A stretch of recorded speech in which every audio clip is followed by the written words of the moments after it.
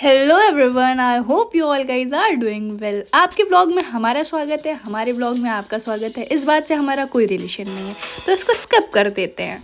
जैसा कि आप जानते हैं, ये हमारे ब्लॉग का पार्ट 2 है और अब हम जा रहे हैं बागेश्वर। बागेश्वर उत्तराखंड का एक बहुत ही सुंदर मंदिर है, जो कि कौसानी से कुछ दूर पे है, कुछ किलोमीटर कह सकते हैं। पर रास्ते में मुझे ये व्यू दिख गया, आई लव इट। और मेरा मन हो रहा था कि यार मैं इसमें डूब जाऊं।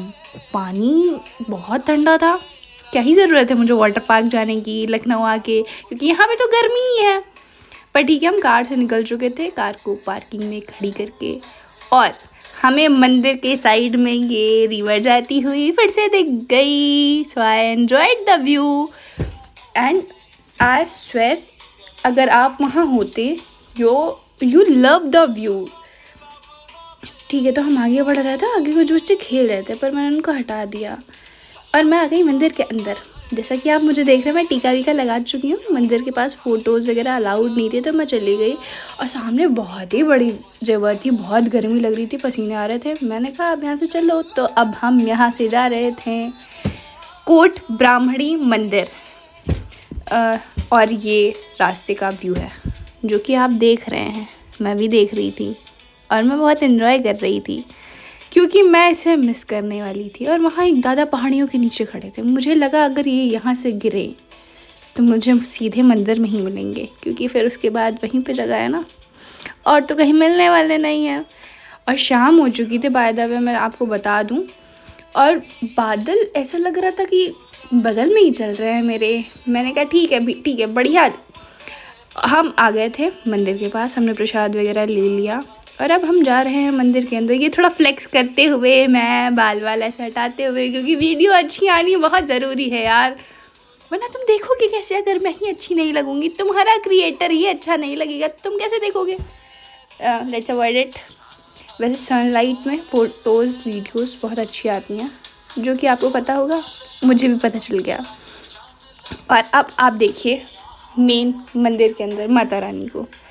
वैसे तो जल्दी फ़ोटोज़ नहीं मिलती हैं मे बी, पर उन्होंने हमें अलाउड कर दिया कि हाँ आप फ़ोटो ले सकते हैं, उन्होंने कहा, तो आई क्लिक दैट। उसके बाद हम वहाँ के एक व्यू पॉइंट पे बैठे हैं और वो बहुत सुंदर था यार। वहाँ से सब कुछ ऐसे लग रहा था कि नीचे है, और हम बहुत अच्छी जगह पे बैठे हैं। हमने बहुत सारे फ़ोटोज़ लिए, पिक्चर्स लिए, और हमारा प्रसाद बंदर लेके चला गया था, क्योंकि उसे भूख लगी थी। उसने सोचा तुम क्या करोगे खा के, तुम्हें तो मतलब है नहीं, मैं ही खा लेता। छीन के ले गया, टोकरी भी ले गया, उसका हमें एक्स्ट्रा चार्ज करना पड़ा, बट ठीक है हटाओ।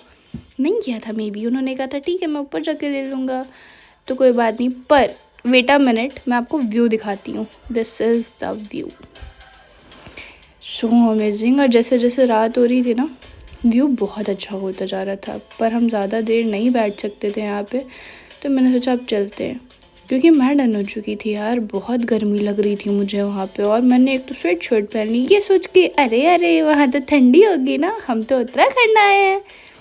पर नहीं, यहाँ 12 बजे से 3 बजे तक आपको लाइक मौसम नॉर्मली मिलेगा, 25-22 डिग्री सेल्सियस के आसपास। पर कोई नहीं, अब चल दिए थे अपने होटल रूम की तरफ। पर रास्ते में हमें लगी थी भूख और हम आए थे उत्तराखंड, और फिर अगर हम मैगी ना खाएं तो ऐसा हो सकता है क्या। और मैं वीडियो में फ्लेक्स ना करूं तो ऐसा हो सकता है क्या। तो हम आ गए थे एक मैगी पॉइंट पे, और मैंने देखा इनके यहाँ नीचे एक पेट था, पपी, और वो बहुत प्यारा था। मैंने सोचा इसको तो मैं देखूंगी, इसके बाल तो बहुत बड़े लग रहे हैं, मेरे तो चुल थी। और मैं आ गई नीचे। ये शायद उनका घर था, पर उन्होंने मना नहीं किया, तो मैं चली आई। और ये देखो, ये बहुत प्यारा था यार। पर एक पीछे से बच्चा आया और मैं डर गई यार, कि उसने तो मुझे डरा ही दिया अचानक से, ऐसे कि अटैक कर दूंगा मैं, तुमने कैसे ले लिया मेरी पपी को।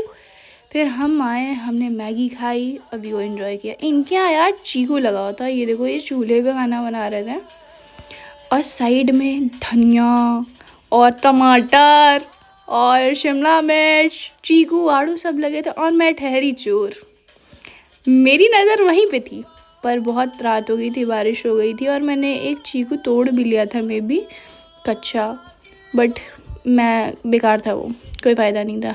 अब हम आ चुके थे वापस अपने होटल में और मुझे बहुत तेज़ नींद आ रही थी क्योंकि मैं थक चुकी थी भाई और इतनी गर्मी लग रही थी, मेरी हालत तुम देख ही सकते